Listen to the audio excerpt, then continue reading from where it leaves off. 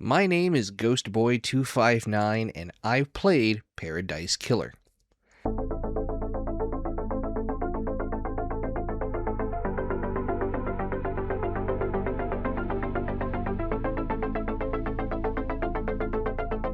I'm a sucker for a big murder mystery game, but oftentimes I feel like I'm either watching a movie, reading a visual novel, or there's just no real way to discover the answers for myself. LA Noire is a top-tier detective mystery game, but ultimately there's very few points in it where you can fail and it doesn't just cause an instant reset and say, try again. However, the story is so good, you feel enthralled in it and want to keep on anyways.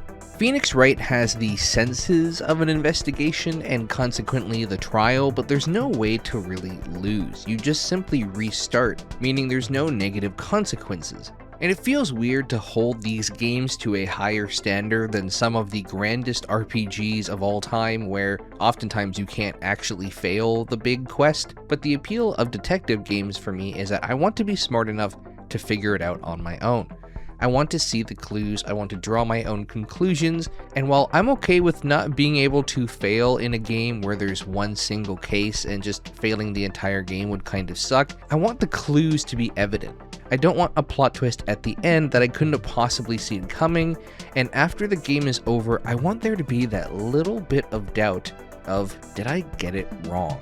Paradise Killer was a game I had heard tons about, and while I don't think the perfect detective game exists, I think this adds a very interesting dynamic and elements to it that I've yet to see in this genre before. The game is more or less a visual novel with hints of exploration and collecting, and there's like maybe 3 puzzles. You're mostly just walking around collecting things and talking to people, then you collect more things and then you talk to more people. You find your way how to get past a certain person just so you can talk to the same people again, but then you get to decide when you're ready to go to trial.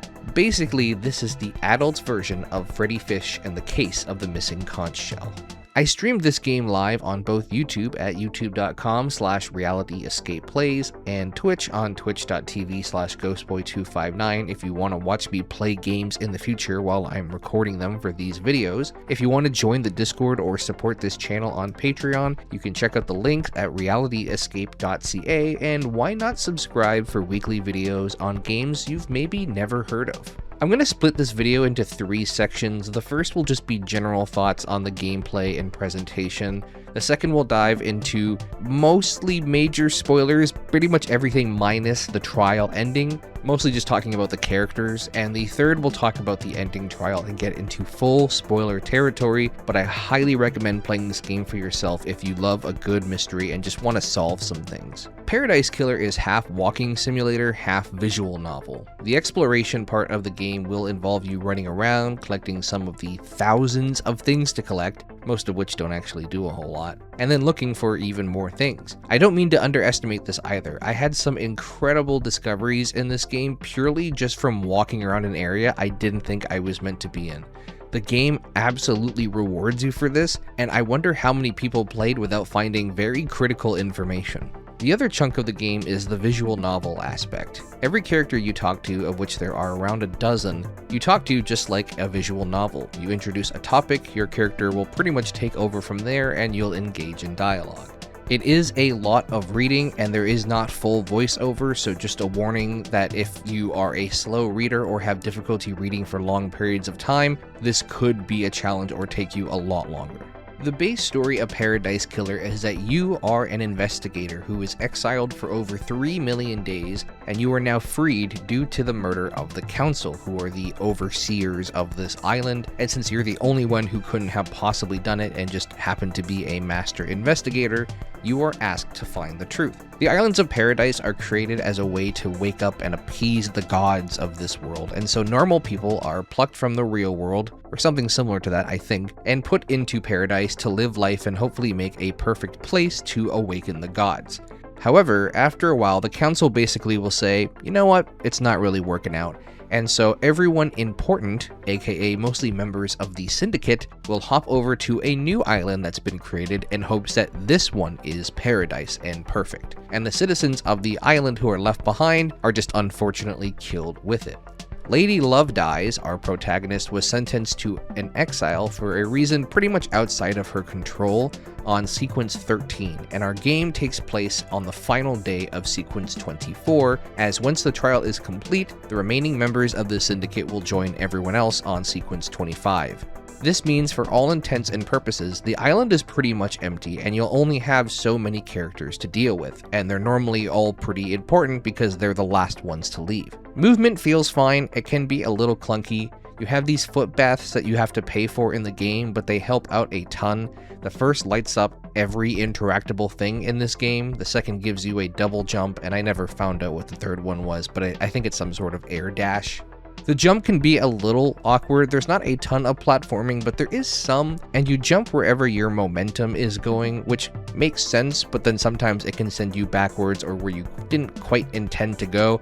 There were points where I was just jumping at a wall over and over, knowing I was an inch away, and it could have been cleaned up. I don't know if it's really part of the challenge or not, but that's just how it is. And there's no price of death in this game. It just respawns you back to the closest save point, and you can even choose to just respawn if you get stuck or wander too far for your own liking.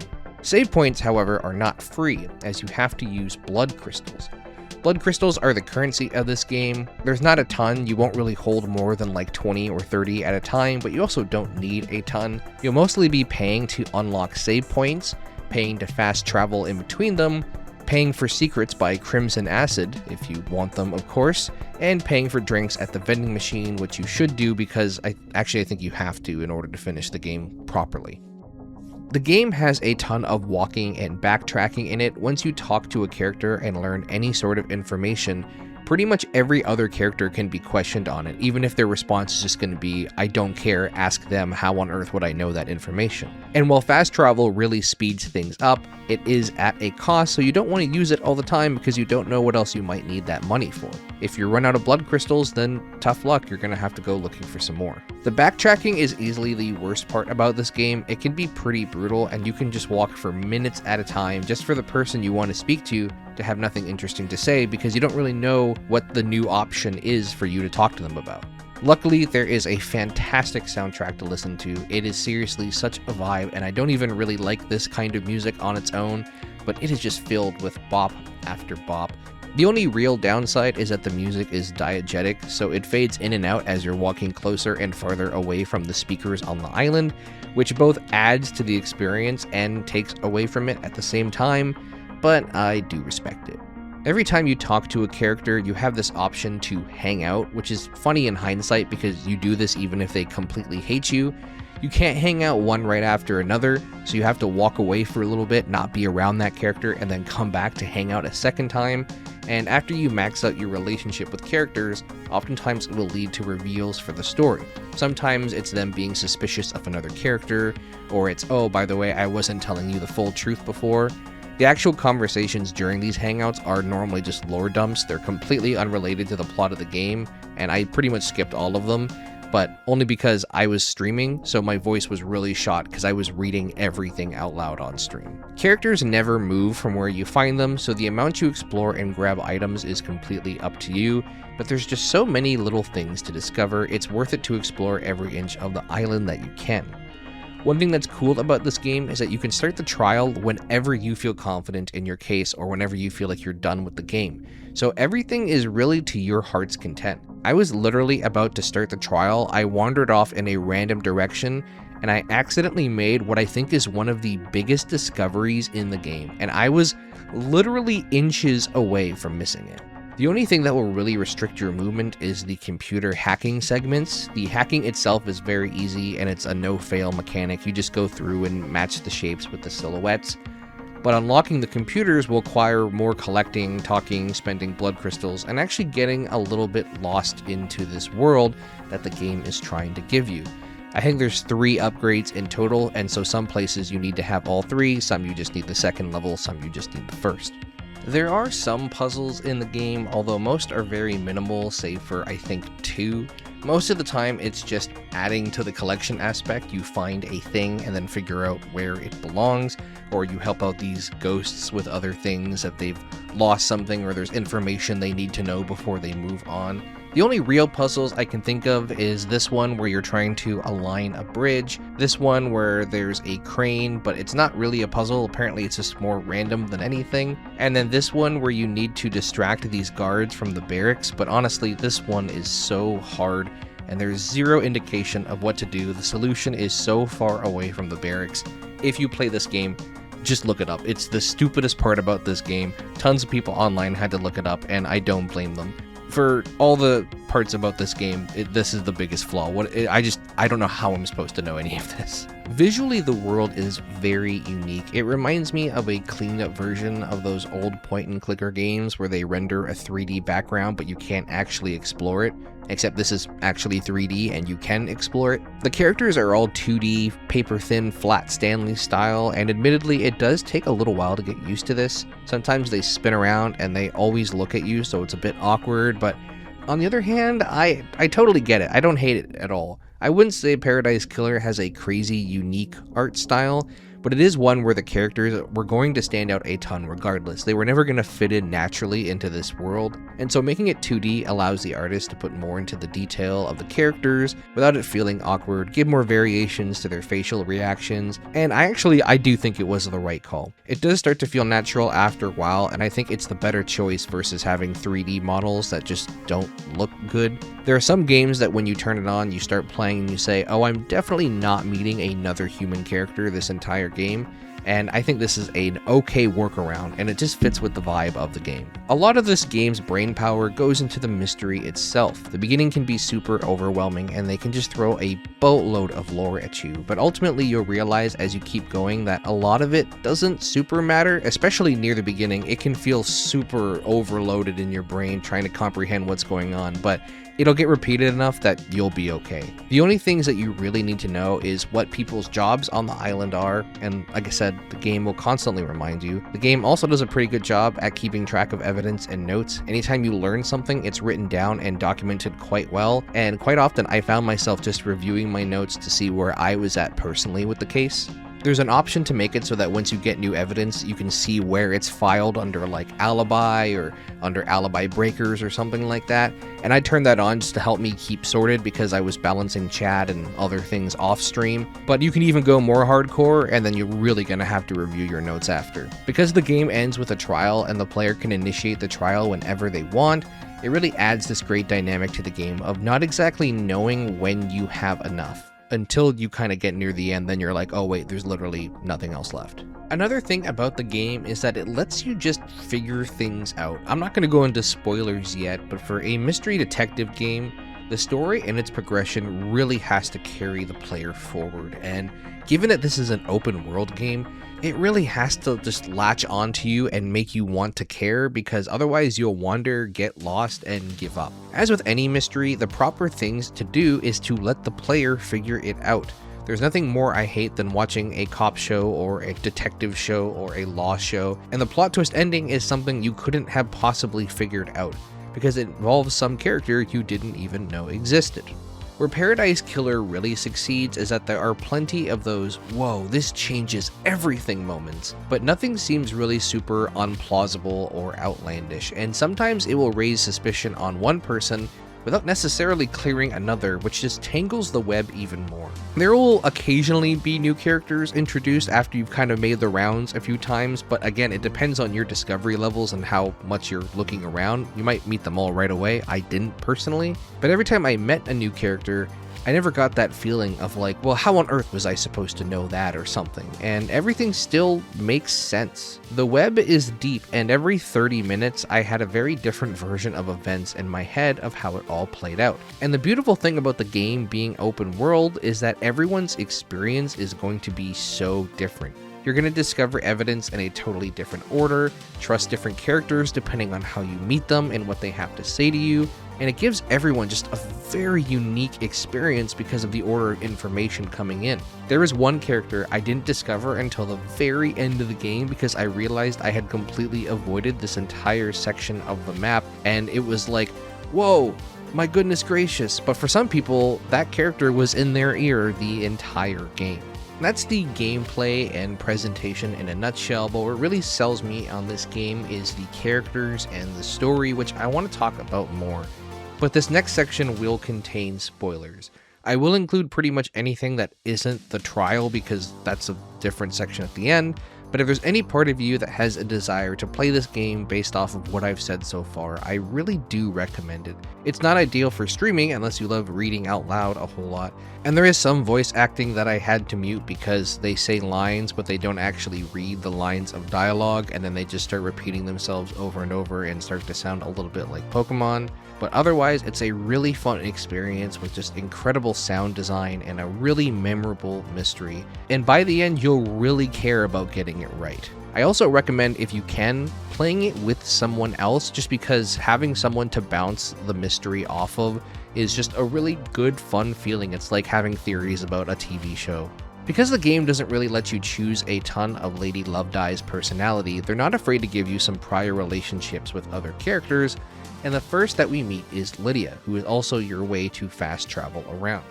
You're good friends with Lydia. She's a former assassin and now an artist, and you can try as much as you can to ignore the fact that she's wrapped up in this whole mess and not being truthful to you, but from a character perspective, Lady Lovedye's never seems to overly mind. One thing that's really interesting is seeing how people perceive Lydia online. Because she's friendly, has mechanics that help you out, a lot of people online were way more willing to look past any potential crimes she may have committed, or dismissing them as, not that big of a deal in the grand scheme of things, despite the fact that she does straight up lie to you at some times. Sammy is her husband, and he's definitely way shadier than the two of them. My early ponderings were that he has way more involved than Lydia, and that Lydia was more innocent in it all, again going back to the preconceived notion that Lydia is nice, so she surely didn't do anything. Sam also has this way of talking where he frequently ends sentences with questions, and I don't know if it's intentional or not, but it does make you question everything he says, because I just can't tell if he's trying to deflect guilt or not give me a straight answer, or if he's avoiding saying what he knows, or if it's just a gimmick. My biggest criticism of these two characters is that in your evidence log, they're logged as Sam and Lydia, so you have to do everything with them as a pair, as if they're one entity, and I really wish they just played into that conspiracy a little bit more, that perhaps Sam knew things that Lydia didn't and vice versa, and judged them as two separate people. Dr. Doomjazz is this really interesting character because you have a previous sexual relationship with him, and I personally found him to be very insufferable because he wouldn't stop trying to sleep with me. However, he is a doctor and he takes that seriously, so for the most part he is sworn to those duties that he took an oath to. But ironically, while he will do anything he can to try to sleep with me, if you touch anywhere near his private life, he gets very angry and defensive and refuses to talk about it. He's also either negligent or he just weaponizes the fact that you think he is to his advantage, with major things happening around him, and his answer is, "Oh, I just didn't know that that was happening." Bad vibes the whole time for me personally. Witness to the End is this religious fanatic who oversees the final days of every sequence and believes that the Syndicate, and subsequently the rest of the population, have lost sight of the true goals and intentions of the island. And man, I immediately wanted him to be guilty, but as the game went on, I genuinely believed that he could potentially have been a victim, someone who was set up to look guilty, and he was my big question mark going in. Up until the trial, I actually had him pinned as being innocent, but like you can kind of see why you would think he isn't. Carmelina Silence is one of those characters that has a pretty long history with the islands and how they're formed, as she's the lead architect and de facto leader while everything is in disarray. But you kind of don't really learn that much about her. It's because she doesn't really want you to. Like, there's a lot of lore and backstory, but anytime a character has anything to say about her, she pretty much clams up right away. She can't disprove anything you say, and her main alibi is Witness, who, like I said earlier, I already didn't like, but I didn't truly suspect. Ultimately, I just found myself never super connecting with her character, and I do wonder if that's kind of intentional. I just wish she gave more of an alibi, more reasons for me not to suspect her. Grand Marshal Akiki is such an obvious antagonist from the very start that I was so convinced that she was innocent before the trial started. I felt like they really wanted you to hate her, and me thinking ahead, I thought they would do something like, "Oh, let's test your morality of she's innocent but you don't like her, so will you do the right thing and let her go, or let your hatred of her win, and then maybe the guilty person is actually someone you like and that makes the decision harder." But she's also immediately shady and full of contradictions that you know she has to be involved somehow. Henry Division is also one of those characters who I'd made up my mind about pretty much right away, but it is kind of an interesting point with him. He's obviously been set up and has no control over whether he did it or not, but he's also possessed by a demon, and therefore, whether he did it or not, he is still hypothetically capable. It kind of reminds me of the mages in Dragon Age world, where the bad things that have happened to him may not be his fault, but there is still a thing that made him do it, and thus he is still dangerous. I think if anything, I just wish there was more evidence that pointed at him and made it really feel like it was a moral dilemma. Like, oh, it really could have been Henry. What if it was Henry the whole time? But it becomes pretty obvious early on that it's not him. Crimson Acid was my bestie from the start. She's just so transparently in it just for the money, and she has pretty much no loyalty to anyone, which is fair. And really, the only people who have negative things to say about her are normally just saying things like, oh, I just don't like her, so that's why I think maybe she did something. Before the trial, she was the only person I had in my head as being completely innocent. Yuri, on the other hand, was so unlikable that I desperately wanted him to be guilty as well. However, there is a side quest going on to find out what happened to KHX, and I found KHX's body completely by accident like 3 minutes into the game. Quite literally one of the first things I did. One thing about the trial is that all the cases you collect throughout the game all get presented at the end, so even though it feels like KHX's appearance and subsequent murder aren't really brought up a ton, you can't really confront people with the evidence, you have to just hold on to it until the trial, they do come into play. And even if they didn't, I would 100% just frame Yuri just to be rid of him. The last character I really interacted with was One Last Kiss, and it was basically as I was going to wrap everything up and start the trial, I realized there was an entire section of the map that I had never visited. She was literally one of the first people I talked to in the game, and then I completely forgot about her. I never looked for her, and I didn't even realize who she was until halfway through our conversation the second time. But I almost like that more because you get to find out who she is and her entire story before actually talking to her. And even then, it's not immediately clear. It was still a pretty big mind-blowing moment for me. I don't think it would have been as big of an impact if I had been discovering other people's story while figuring out hers. The big surprise, literally one of the very last things I did in the game, is meeting the guy whose name I can't pronounce. I just called him Dane, and it really messed with my brain a ton. As I said earlier, I was really worried that this was going to be one of those big plot twists that came out of nowhere that I couldn't possibly see coming. But also, I guess technically the evidence adds up. It totally makes sense with everything we know. And I would guess that just based on this world and how it presents its evidence, very few people would have guessed that there was another secret person on the island and how he came to be. What I absolutely love is that you can totally just not find him, and I'm really curious how my gameplay would have ended had I not found him. Like, there would have been a moment where I'm looking through the wiki page and going, wait, what? But since I couldn't really make it into the last room without the portals he had made, I guess you do technically have to find him, maybe? I'm curious to see if people played this game and never found him. He's just in such a small, obscure area, I don't even know how I stumbled upon it. Finally, for the last spoilers here, I want to talk about the trial in terms of the mechanics and also how the story ended. So if you're interested in the mystery and you want to solve it for yourself, I literally had someone watching, and right up until this point they said, actually, you know what, I don't want to see the trial, I want to go play this myself. But this will have definitive spoilers, so be warned.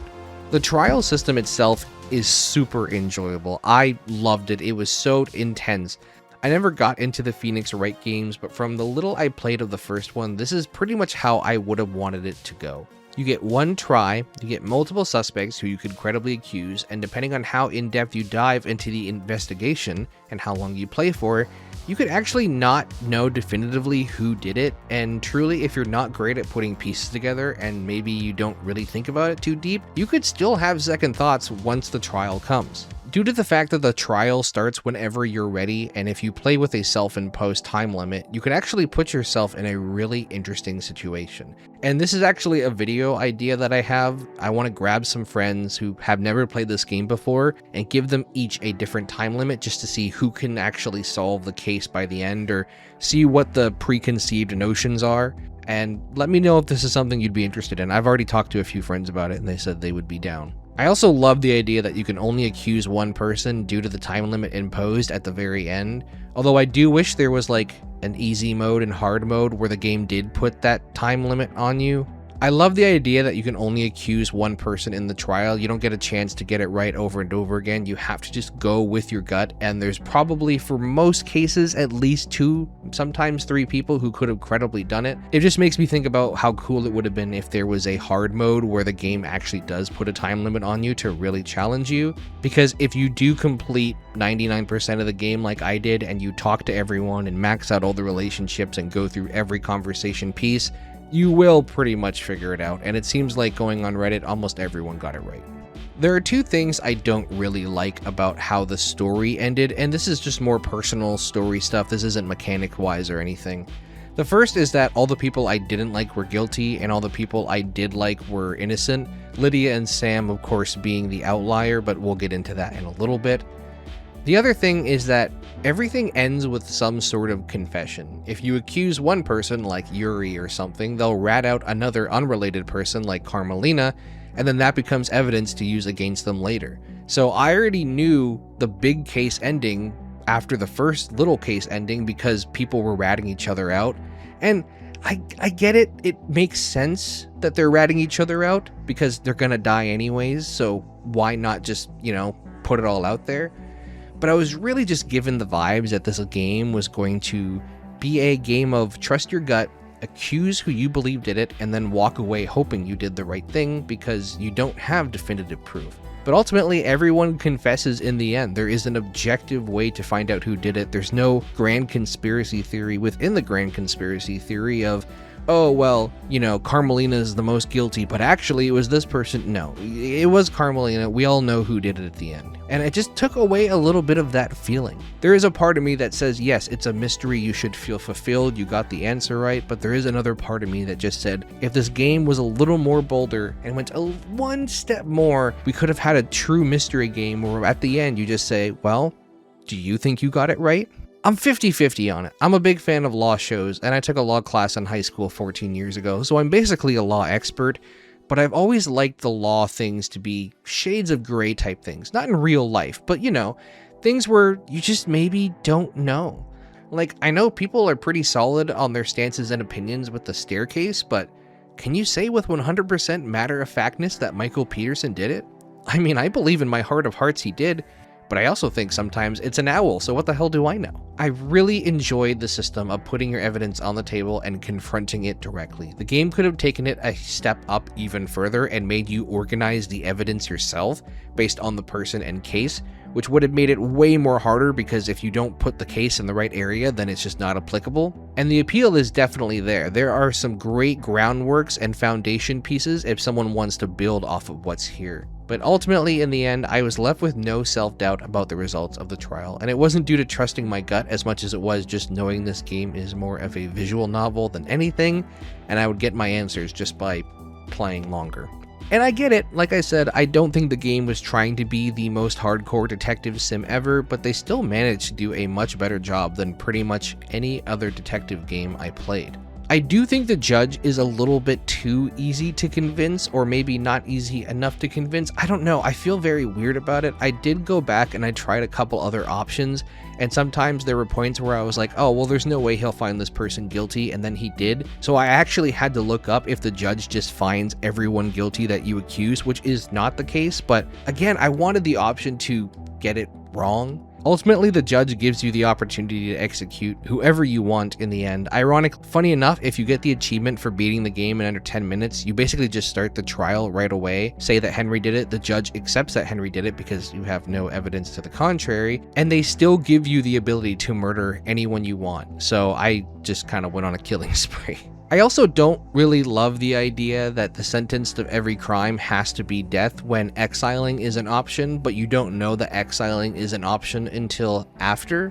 Like, interestingly enough, I saw a lot of people who straight up lied about Lydia and Sam during the trial because they felt like overall they were not as guilty as others. They were kind of just pawns in the grander conspiracy, but the only punishment is death. So is it really worth them dying? And so a lot of people spared Lydia and Sam because, ultimately, were they really the ones that did it? But they still committed the crime. But when there's only one level of punishment, these are the judgment calls that you're put in the position to make. The only thing confused me by the end that I'm not sure ever got explained is the fact that there were 2 grand conspiracies, which I think was a great plot twist. During the trial, realizing that both the demon and Dane were not connected, I thought was just a really cool twist to be like, oh, that's why some people feel guilty in some ways but not in others. It's because 2 people were trying to do the same thing on the same day. And I actually did test it out. It doesn't really matter if you say that Dane killed the council or the demon, because technically they both kind of did. I'm pretty sure the demon did, but it doesn't really matter. But it never explains if it was just like pure coincidence or not that both things happened at the same time, or if one conspiracy knew about the other and set it up intentionally. I think they're all meeting, but they're not meeting for the call of the end of the island. They're meeting, the island is ending because they're all dead. But then I think I need to write down more notes on this. In the end, I got everything right as far as I know. It's not hard as long as you're willing to go back and talk to everyone, which will add a couple hours to your gameplay by the end. But again, I'd like to run that experiment someday just to see how long it would take the average person to get the right answers. I do think this game could have a hard mode where it both puts a time limit on you and also makes it so that you have to organize the evidence yourself, but I don't think that's the type of game they were trying to make here.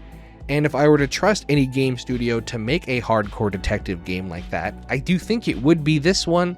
However, their newest game took a very different direction, and I don't think this specific world is one that they should go back to. Ultimately, if you're in for a mystery, a well-told narrative with plenty of twists and turns, and want to make a chart on a corkboard with a bunch of red string, then I think this is a worthwhile game. It's a ton of reading, not all necessary, but a lot of repetitive walking around, which, does get boring sometimes, and a lot of collecting things that don't actually mean a whole lot. But even beyond that, I skipped a lot of the smaller things, and I still feel like I got the most out of the game that I could have possibly gotten. The gameplay and the way you get the information will definitely not be everyone's jam, but as someone who adores detective games and hasn't really found one that I've fallen in love with, I do think this has to be one of the best up there. And I hope it's not long before we see someone take the ideas that this game laid out and just give me a very unforgiving environment so I can really test my wits. For now, my name is Ghostboy259, and I found the Paradise Killer. Next time, I'll find something else. Thanks for watching.